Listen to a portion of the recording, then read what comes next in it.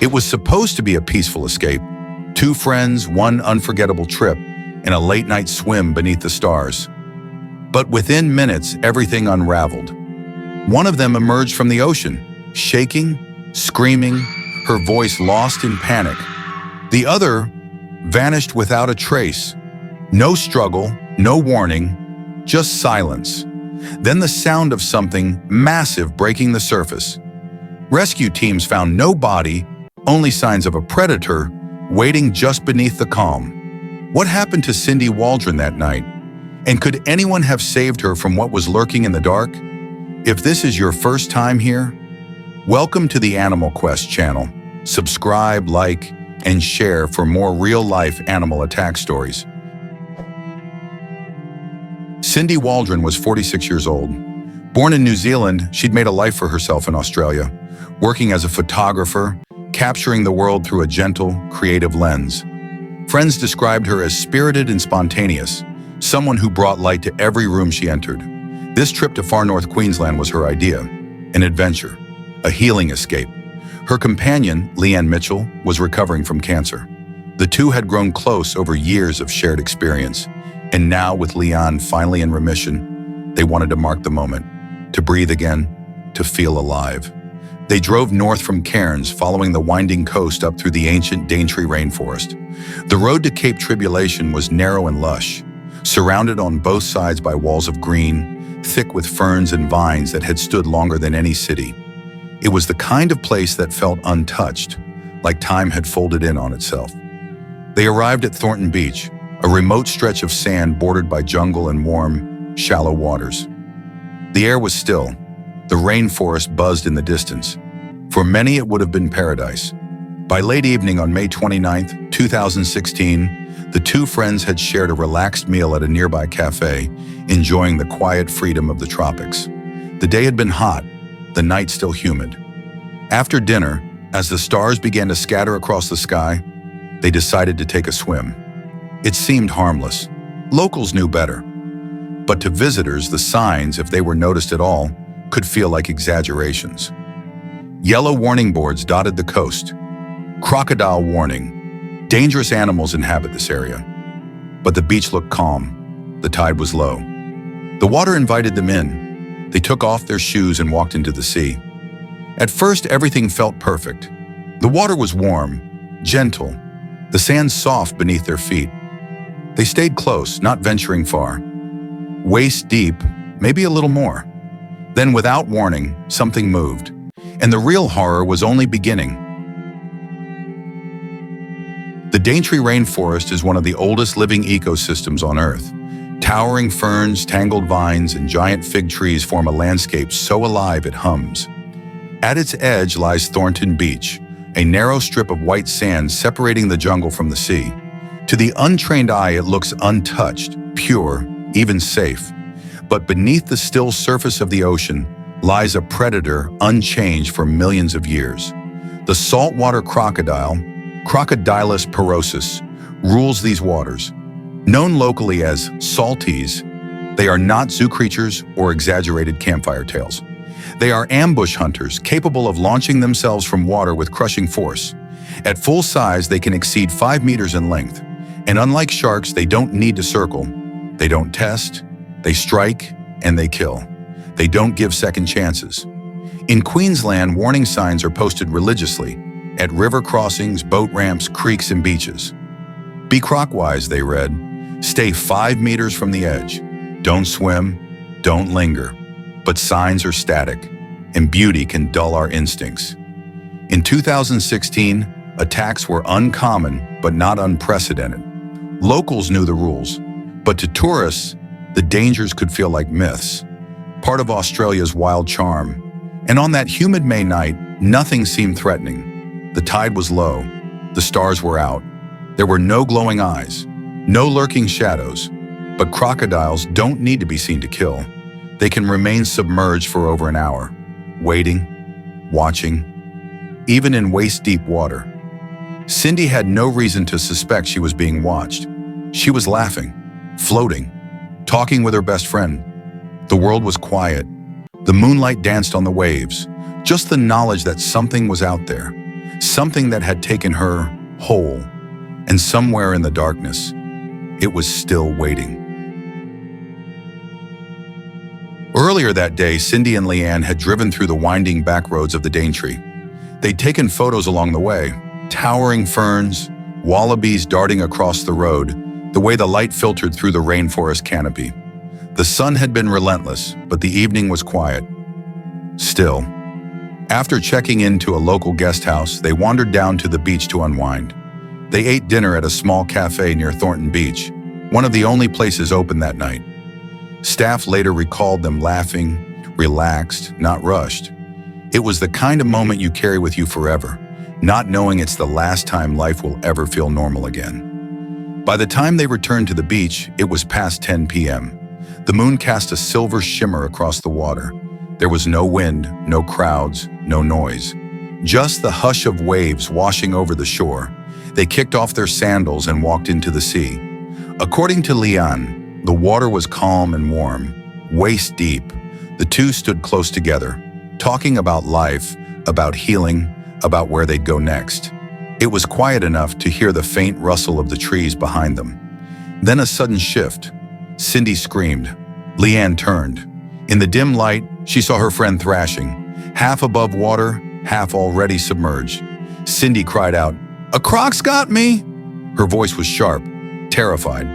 Leeann lunged toward her, grabbing for Cindy's outstretched arm.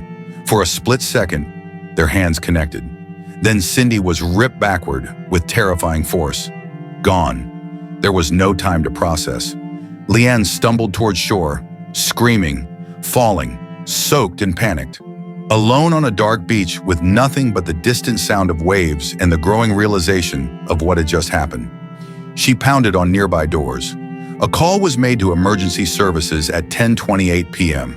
By midnight, police and wildlife officers had arrived. Searchlights swept across the beach. Boats were launched, but it was already too late. The croc was gone, the rainforest silent. Rescue teams searched through the night, but the darkness was absolute. The coastline was vast and crocodiles could move silently across long distances. With no blood in the water, no torn clothing, no remains, only fear and footprints. What exactly had happened still felt unreal. The only witness was Leeann, and she could barely speak.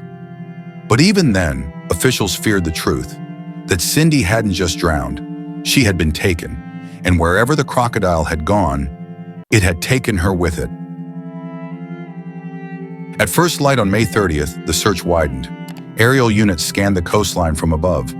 Helicopters flew low over the tree line, cutting through the dense green of the Daintree, hovering near the shoreline, hoping for any sign, any ripple, any floating debris.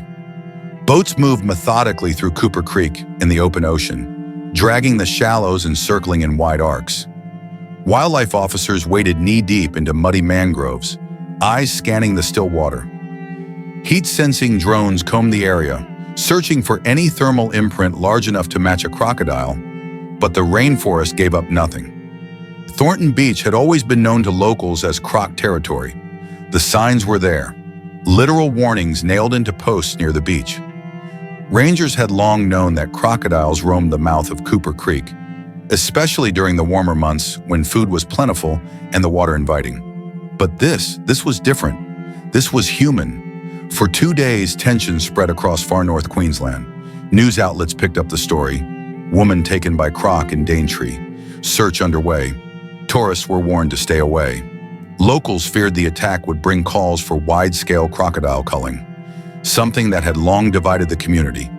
Then on May 31st, 2016, wildlife officers set a baited trap in Cooper Creek, just a few kilometers from the beach where Cindy vanished. It didn't take long. A massive saltwater crocodile, measuring 4.3 meters long, was caught in the trap. Silent, still, ancient. The animal was euthanized under the authority of the Queensland Department of Environment and Heritage Protection. When rangers opened its stomach, they found what they had feared: human remains. Queensland police confirmed it publicly. "We believe the remains belonged to Cindy Waldron. The animal was destroyed humanely."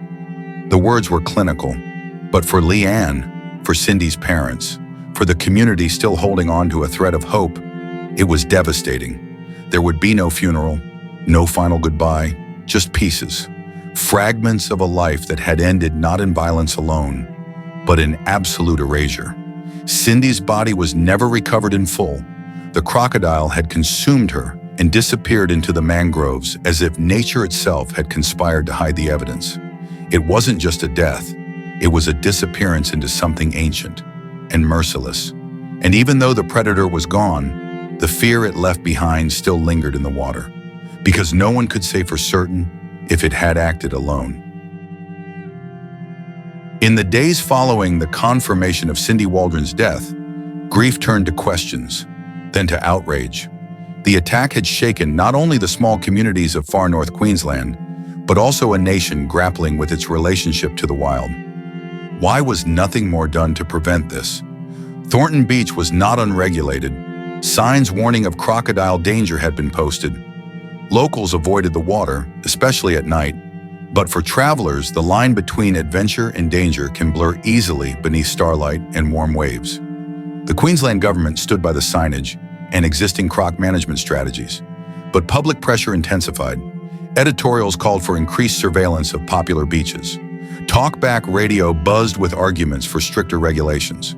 And across the country, a difficult question loomed. Should saltwater crocodiles be culled in areas frequented by tourists?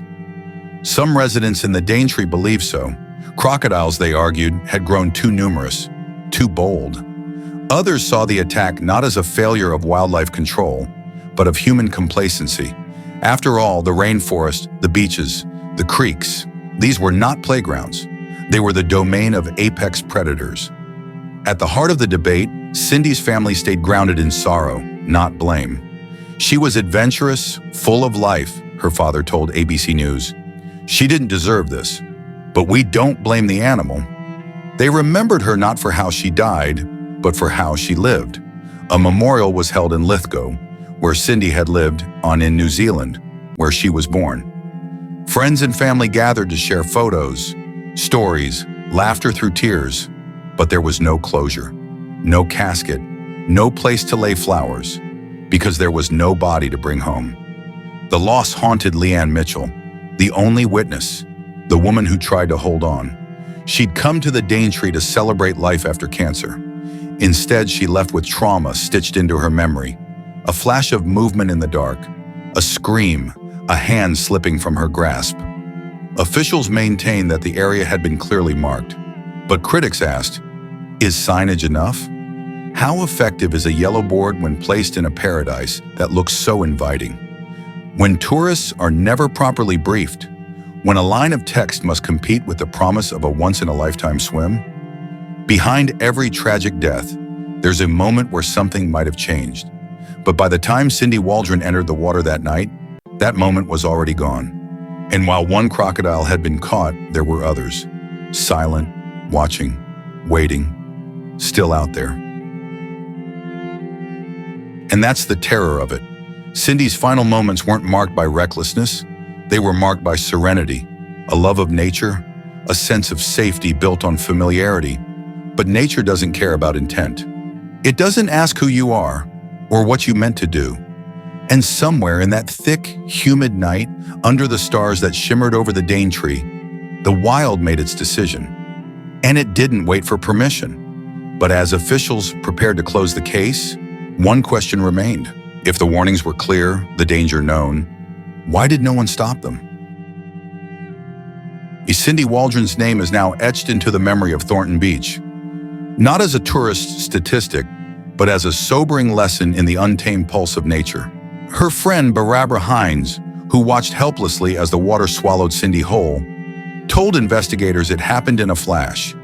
One step too far, one shadow too late, and nothing could be done. In the days that followed, wildlife officers scoured the coastline. A large male saltwater crocodile, over 4 meters long, was found and euthanized. Human remains were discovered inside. There was no longer any question. But closure didn't come with confirmation. Questions lingered just beneath the surface. Why hadn't the warnings on the beach been enough? Had the thrill of the moment dulled the caution that so many others had heeded? Saltwater crocodiles are protected species in Queensland. Their population has recovered, but with it, their presence in areas once considered relatively safe has increased. Experts warned of a growing overlap between wild predators and human recreation. Yet even now, signs fade, fences break, and memories dim. At Thornton Beach today, the waters still gleam under the tropical sun. Children still run across the sand, and travelers, lured by beauty, still step too close to the edge. Cindy's story is no longer just hers. It's a chapter in a wider truth that paradise, when misunderstood, can turn without warning. The danger wasn't in ignoring the wild. It was in believing it had been tamed. And as more tourists arrive each season, how long before it happens again? If this story moved you, share it. Let Cindy's legacy be a voice for awareness, not just tragedy. Because sometimes, remembering is the first step to preventing the next name on the list. Subscribe for more real-life animal attack stories. Comment below, should saltwater crocodiles be culled near beaches? Like and share if you believe in coexisting with nature, safely,